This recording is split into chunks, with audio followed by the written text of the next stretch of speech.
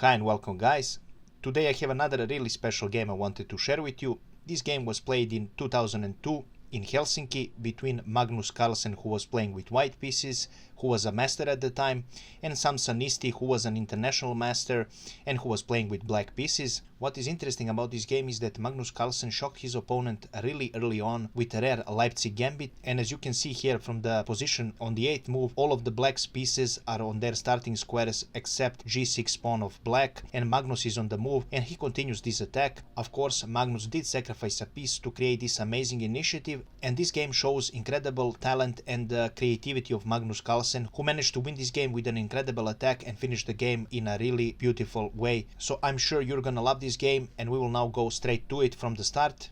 Magnus Carlsen, who was only 11 years old when he was playing this game, started the game with e4. His opponent replied with e5, and Magnus played knight f3, knight c6 for black, and Magnus played knight c3, and after knight f6 for black, we are in a 4 knights game. This game continued with a3 for Magnus, and now black decided to play g6 with later idea to fianchetto this dark squared bishop. Magnus immediately strikes with the sacrifice and he plays knight takes on e5. After this you have to accept this sacrifice, knight takes on e5, and white continues with d4. Right now, as you can see, this knight is in trouble and black has to remove it somewhere. He decides to go on c6, after which Magnus immediately continues the pressure with d5 here. In this position, black decided to play knight b8, which is not a mistake, but it is also not the best move. The best move in this position is to actually sacrifice this knight as black, and you should play bishop g7. Because whenever you play gambit games,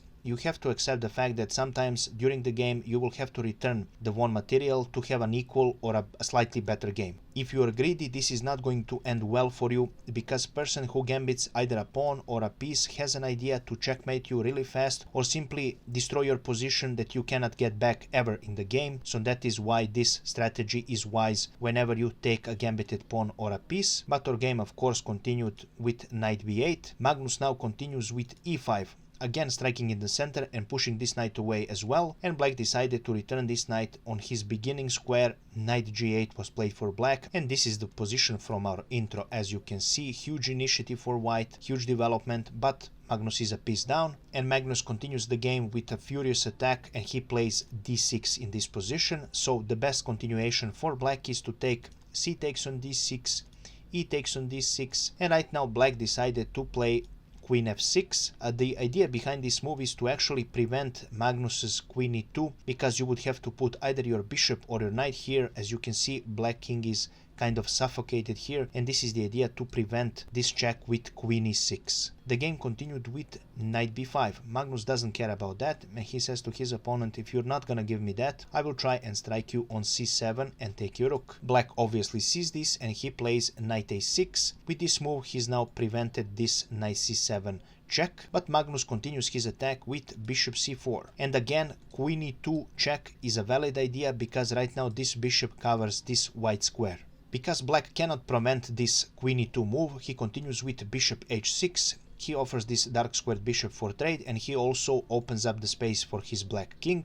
Magnus continues with queen e2 check, and now black king has a safe space with king f8, which was played in the game. Magnus continues his development with bishop e3. The main idea here is to take this weak pawn on a7. Black doesn't want to allow this to happen, so he trades the bishops. F takes on e3, and right now black decides to give a check, queen h4. Magnus defends this check with g3, and black continues with queen h5. Obviously the black's idea here is to trade queens, since he's a piece up and he wants to go into the endgame as soon as possible. He doesn't want to leave queens on the board. Magnus doesn't want to do this, and he plays queen f2. Game continued with queen f5. Again with the same idea of trading the queens. Magnus doesn't want to do that obviously, and he plays queen e2. Black continues the game with queen h5 with the same idea to trade the queens.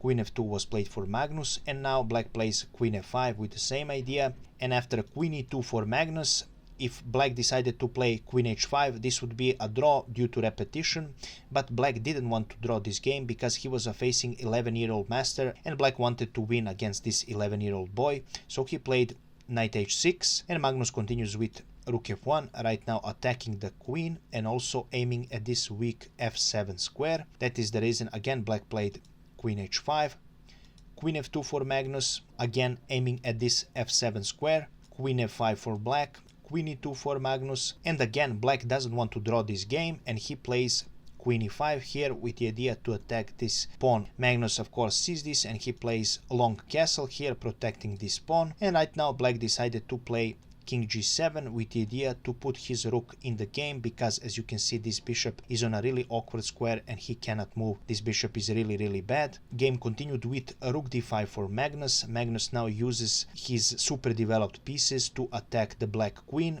and to attack black's position in general. Now black queen is forced to retreat. Black plays queen e8. Magnus continues this game with queen d2, and black now plays rook f8 to cover this weak f7 square. Magnus continues the game with queen d4 check. Black decides to protect this check with f6, and at this moment Magnus sees the weaknesses in his opponent's position and he plays g4. His idea is simple. He wants to push this pawn on g5 and attack this knight, and because this pawn is pinned you cannot take it and it's gonna make huge trouble in the black's position. Black for some reason decided that this is not going to be troubling for him and he plays b6 in this position with the idea to develop this white squared bishop and attack this rook.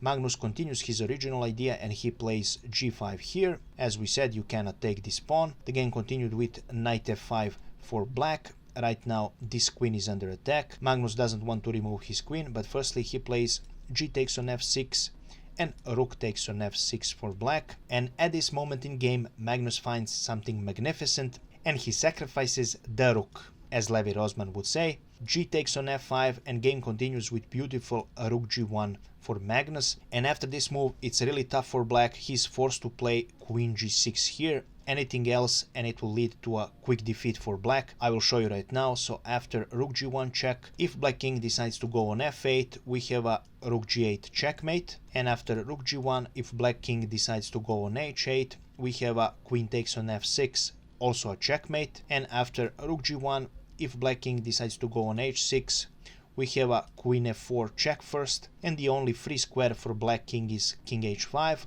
after which we can checkmate in a few ways, but in my opinion this is the best way, bishop e2 checkmate. So as you can see, situation for black is really dire. So after rook g1, queen g6 was played. Of course Magnus will take this queen, rook takes on g6, king takes on g6, and Magnus continues this game with bishop d5, right now aiming at this rook. The game continued with rook b8 for black, and Magnus now continues this game with e4. His idea is simple. He wants to weaken this king even more and remove all of the defenses around black king. Black obviously doesn't want to do that and he plays bishop b7. He wants to trade his pieces and he wants to go in an endgame, because with pieces Magnus can be dangerous, but if there are two rooks against a queen, this is much bearable position for black to play. So Magnus continues with e takes on f5 check, rook takes on f5. Magnus continues with queen g4 check, king f6 for black, queen h4 check, king g6 for black. Magnus continues the game with beautiful and silent bishop c4. The main idea behind this move is to play bishop d3 and to take this rook, which is on a really awkward square for black. Black continues with knight c5, which is a decent move because right now you're protecting this square. Magnus continues with b4. Immediately he attacks this knight and he wants to remove the protector of this d3 square. Knight e4 was played for black. Magnus continues the game with knight c7, and black now makes a mistake. He makes a blunder. He plays knight takes on d6, and after queen g3 check, black resigned because this knight will fall. I will show you how the game could possibly continue.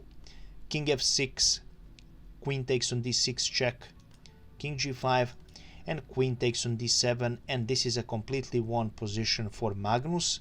I would now like to go back and just show you the best move for black after knight c7. So the best move according to computer is rook b goes on f8. Of course this game is still playable, but it is really hard to play as black and white has a big advantage in this position. And this was all for today's game, guys. I really hope you enjoyed it. If you did, please make sure to leave a like, comment and share the video, as this helps me reach more engagement and more views. And as always, thank you for watching and we will see each other in the next video. Bye bye.